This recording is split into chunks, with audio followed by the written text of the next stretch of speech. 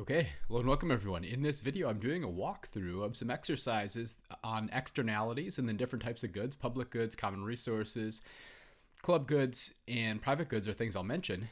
And these exercises are things that we'd go over typically for like the discussion section of class. Would meet like on a Thursday or Friday were it not for coronavirus. So anyway, at the very beginning, I'm just giving us some notes about externalities and then about different types of goods. The first thing is if we're trying to identify an externality, the key with stipulating an externality is first identifying what's the primary activity.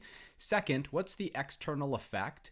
Third, who's affected. And sometimes maybe we reverse 2 and 3. Think about who's bystanders first and then what's the external effect on the bystanders.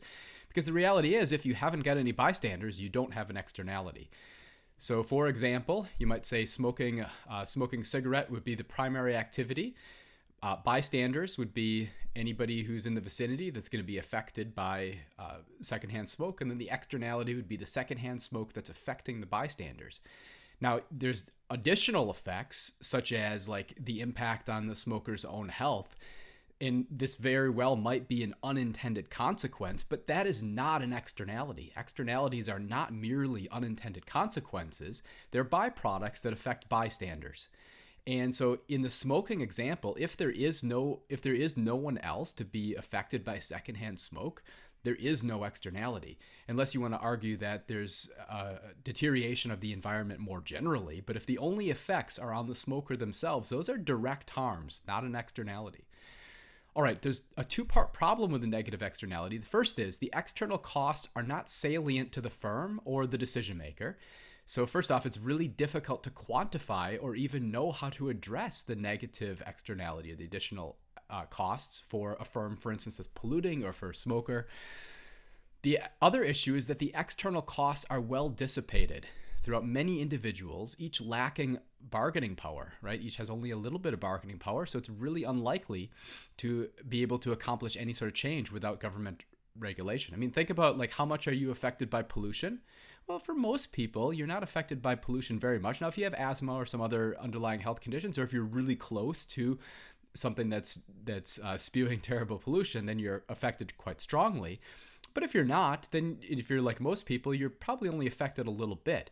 But in the aggregate, when we aggregate up how much every individual is harmed by pollution, that's a large amount. The problem is, one person versus the firm or versus the plant isn't going to do anything. That's the idea. That's the other problem. So the first problem with the negative externality is that the firm, the decision maker, isn't even aware.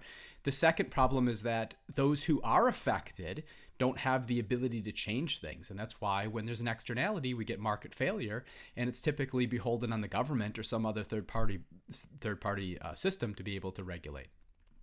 All right, different types of goods. So we have characteristics of rivalry and excludability. Rivalry means my consumption of whatever this is, In-N-Out Burger, means that there's one less In-N-Out Burger in the universe for everybody else to consume. And excludability means you can limit who's consuming. Typically, we think about limiting to paying customers, but that need not be the case. We just need some way to be able to limit who has access to the good. If a good is rival and excludable, we call that a private good. If it is non-rival and non-excludable, that's a public good, meaning my consumption of the public good doesn't affect anybody else, how much remains for other people, and I can't be prevented from consuming the public good. Good examples of public good would be like national defense. Sometimes people try to argue a street light is a public good. That works to a point. If a good is non-rival and non-excludable, we'd have a club good. If it's rival and non-excludable, it would be a common resource. The big problem that happens with public goods is the free rider problem. Since you can consume without paying, and since your consumption doesn't diminish how much remains for other people, there's an incentive to underinvest in the public good that leads to the free rider problem, which means not enough is produced. With a common resource, the issue is the tragedy of the commons, where you get overconsumption or over-harvesting because the good is rival, but we can't limit who's able to access it. So those are the two problems that affect those two different types of goods. All right, in terms of the actual questions, though, I said draw a graph to represent the situation where a negative externality is present. Label the curves corresponding to private value, private cost, social value, social cost. Label the equilibrium price and quantity at the private market outcome. Label the price and quantity that represents the optimal price and quantity from society's perspective. That's like the efficient outcome. And then think of an example. Question number 2, suppose Jack owns a dog and has a benefit of $325 from owning it, but Jack's neighbor Emily incurs a cost measured at $400 caused by the dog bark. Recommend a deal between Jack and Emily to make both individuals better off.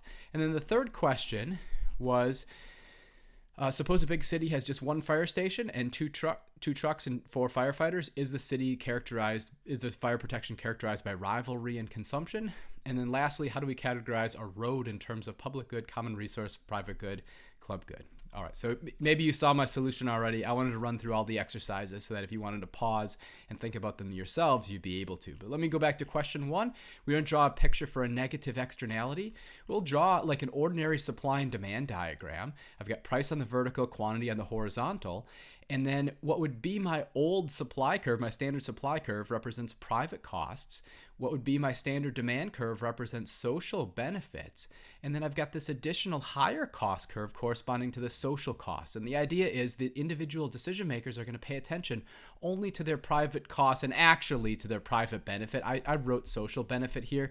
Maybe I actually want to edit this and call this is both. Let me just call this private benefit and social benefit. I mean, it's not going to matter so much because the interesting thing with the negative externality is you have this additional social cost. Anyway, so I've got this blue dashed line corresponding to the external cost. This is the additional cost that's affecting other people. So the private cost, this is like the firm's cost of production. Remember, the height of the supply curve corresponds to the marginal costs. Height of the supply curve, the vertical height, corresponds to the production costs. And here's some additional costs going up to this higher supply curve corresponding to the external effect, the externality. And you would notice the vertical intercept that would correspond to each of these would be higher for my red line because this is the one that's including this additional social cost. Well, if our decision maker themselves are only paying attention to private benefit and private cost, we would get the market equilibrium quantity here. If they were to pay attention to the social effect, the externality, to the effect on bystanders, we'd get this equilibrium. And so I say this would be the efficient outcome. The problem is the outcome that we actually expect is right here, Q market. So we get overproduction. We get too much of the activity that causes the externality. That's the problem with a negative externality. An example would be like factory production, which creates air pollution. So that would kind of fit this picture. Interestingly, the socially efficient level of this activity that creates pollution, it's not 0, right? And the reason why is we want some of those things, right? We don't want to give up technology and production and reduce our standard of living just to get rid of the pollution. There's a tolerable level. Other things equal, yeah, we'd rather have pollution abatement devices. We'd rather pay attention and protect the environment as much as possible. But that doesn't mean that we don't want any of this production because presumably, at least how I've drawn this here, whatever this good is, we want some positive amount of it. All right.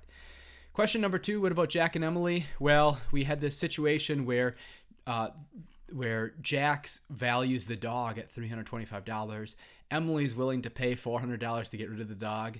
And so the solution is worth up to $400 for Emily. It turns out that there will be some mutually beneficial transaction where Emily compensates Jack by paying at least $325, but no more than $400, and that'll make them both better off. And then they find some way to put the dog somewhere else. Like I said, this reminds me of a Seinfeld episode with Elaine, who's got the barking dog, and I forget if it was Kramer and George that were going to make the dog disappear, or maybe Newman. It seems like something Newman would be involved in. Anyway, so suppose a big city has just one fire station, 2 fire trucks, 4 firefighters. Is this rivalry and consumption? Yeah, probably. I mean, if you have multiple fires going on at one time, you'd have rivalry and consumption, meaning the consumption of the fire protection for one house is affecting how much remains for others, right? And so, matter of fact, I'll talk about this negative externality imposed on other residents when the fire department is occupied by one particular blaze and therefore unable to respond to other calls. And then lastly, how do we characterize a road or a beach or a park or K through 12 education in the United States? Is it a public good, common resource, club good, or private good? It depends. So if it's uncongested public road, we call that a public good. If you have a congested public road, we call that a common resource. Think about like non-rival, non-excludable. rival, non-excludable. If you have a club good, excludable and non-rival, that'd be like an uncongested toll road. If you have a private good, rival and excludable, that would be like a congested toll road, which would be about the worst in the world. You got some of those around Chicago, so I try to avoid Chicago. But anyway, hope you enjoyed the video. See you later.